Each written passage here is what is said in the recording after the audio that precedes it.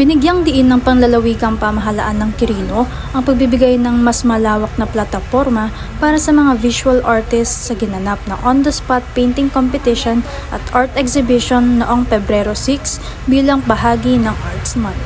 Tumanggap ang kompetisyon ng 16 na entries mula sa mga kalahok ng iba't ibang edad.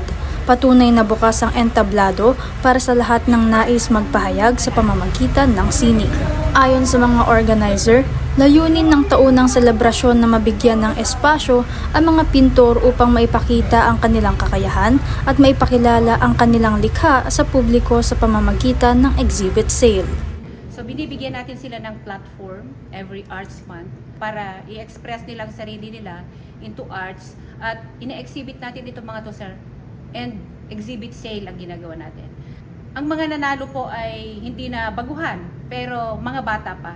Paulit-ulit na po silang sumasali, na-encourage para malinang yung kanilang talento.